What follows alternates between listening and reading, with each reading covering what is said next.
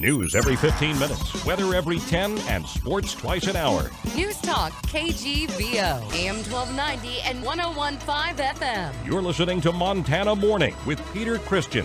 More roaring fire evacuees are home at last. Good morning, everyone. This is Montana Morning. It's Monday, August 8, 2016. Skies partly cloudy. We have 47 degrees in Missoula right now. Mostly sunny, but we do have plenty of wildfire smoke. Our newscast this morning, sponsored by Selway Armory on Stockyard Road. More guns and ammo than anyone in Missoula. The best prices in Montana, Montana's premier firearms dealer. The best news that homeowners evacuated by the Roaring Lion Fire could hear is they're allowed to return to their homes. That news came to even more evacuees yesterday, according to Ravalli County Undersheriff Steve Holton. We backed up all the way to the intersection of Blue Jay Lane and Hayes Creek today, which was a significant amount of homes, and then all the way north to the Gold Creek area. Holton said the hope is that that number can be improved steadily over the next couple of days. We still have 18 homes left in the Stage 2 evacuation order status, and we're working hard. We're meeting about every 3 or 4 hours with the ops section and the incident command team to keep evaluating that, and hopefully we'll be able to open that area up in the next 24 hours or even 2 days. At last report, the fire was 30% contained at 8,200 acres. Another report released just before 7 o'clock last night indicated the evacuation order had also been lifted for the area west and north of the intersection of Blue Jay Lane and Hayes Creek Road. In a related story, authorities found 2 more homes that were destroyed by the wildfire in western Montana, bringing the total to 16. Ravalli County Undersheriff Steve Holton said Friday the homes were confirmed destroyed after crews were able to clear access to them. An additional 49 outbuildings and non-residential structures were damaged by the Roaring Lion Fire, which started southwest of Hamilton a week ago Sunday. The fire, as we mentioned, is now 30% contained. Fire crews are mopping up fire line and conducting burnouts to secure barriers to the fire's expansion. Crews are also working around homes to cool down any hot spots that might reignite. We'll be visiting with Mike Cole, the Fire Information Officer, at our 6:30 newscast. Firefighters are battling a wildfire in Southern California that grew to more than 2 square miles in mere hours and forced the evacuation of homes near a reservoir. The fire, which broke out Sunday afternoon in the San Bernardino National Forest, prompted the evacuation order of the sparsely populated Summit Valley area east of the dam. The fire is burning about 55 miles east of Los Angeles in a remote area near Silverwood Lake, a state recreation area near the small mountain community of Crestline. The cause of the fire still under investigation.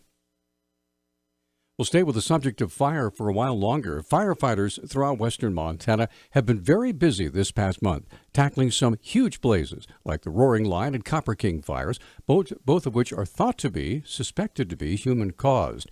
Frenchtown Rural Fire Department spokesman Mel Holt said just last week, unattended campfires had some unintended consequences. As people go out recreating, just understand, and if they are having a campfire, making sure that it's dead out.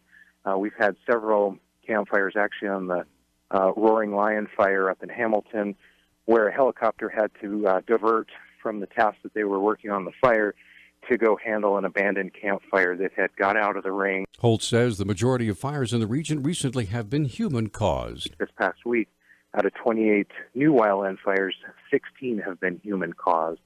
And that's a huge number, and those are all preventable. So we just want to get the message out that if you're heading out this weekend and you're recreating, to please be careful and make sure that if you do have a campfire, that it's dead out. Holt says abandoned campfires aren't the only problem and reminds the public that open burning season is over. It should not occur at all this point of the year, where fire danger is very high in western Montana. A man who was shot to death by a Phillips County Sheriff's deputy last week had been walking down the highway in the middle of the night wearing just underwear prior to the confrontation that led to his death.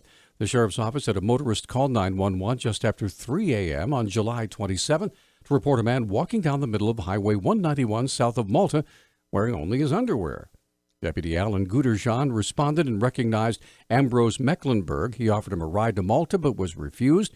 Investigators say while the two men were talking, Mecklenburg pulled a knife and attacked Guderjean without warning.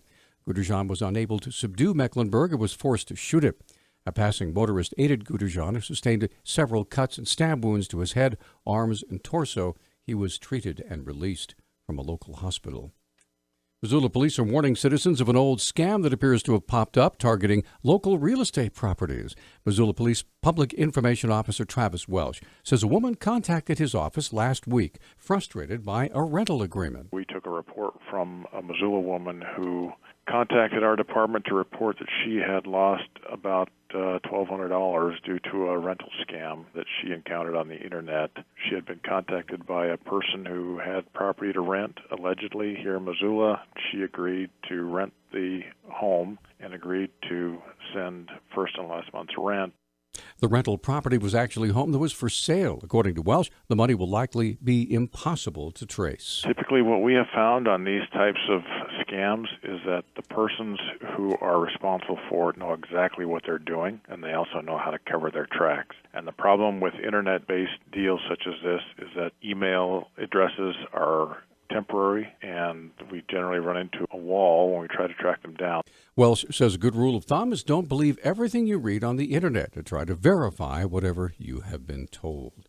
Montana biologists say they've been seeing more grizzly bear activity east of the Continental Divide in recent years. The Independent Record reports that grizzly sightings have been confirmed both north and south of Helena. Montana Fish, Wildlife, and Parks biologist Jenny Syka says 3 grizzlies have been documented east of the Divide this year, including one in the Elkhorn Mountains south of Helena. And in a related story, the number of grizzly bears killed by vehicle collisions on a stretch of highway in northwest Wyoming exceeds the estimate officials expected when a redesign of the thoroughfare was approved more than a decade ago. At least 2 federally protected threatened grizzlies have been run over on a 38-mile stretch of U.S. Highway 26-287 east of Jackson Hole in the past 2 years. That is double the allowed unintentional killing of a single grizzly along the road that underwent a 7-year reconstruction at a cost of more than $100 million. Well, it's here once again, the Western Montana Fair, and it starts tomorrow and runs through Sunday at the Western Montana Fairgrounds. Support Services Coordinator Tom Aldrich said the gates will open tomorrow afternoon. We have our old favorite, the Missoula Stampede Rodeo, all week. Our demo derby on Sunday, the closing day of the fair. Diving dogs will be back. That's all week as well. We're having a Battle of the Bands for the first time this year. That's going to run the 10th through the 13th. And, of course, we have the carnival, the great food, and a new nonprofit booth area called the Stomping Ground. Aldrich said there's great music for concert goers. We have everyone's favorite Tyler Barham. He's going to be playing. And we're also going to have Cale Moon. He's kind of an aficionado, rising star. Local favorite, Shane Klaus and Stomping Ground. And Rhiannon's coming down from the Flathead. Ticket prices are $6 for adults. Students, $3. Ages 5 and under get in free. Senior citizen passes, $4. And military with ID get in free. And family passes are 2 adults, 3 students for $15. Our News Talk time, 6:13. News Talk, KGVO. Missoula's official weather station. Mostly sunny skies today with a slight chance of a shower and thunderstorm this afternoon. High temperatures will top out right around the 80-degree mark. A chance of showers and storms tonight. Otherwise, mostly cloudy, lows right around 50. I'm meteorologist Brooke Foster for Missoula's KECI 13.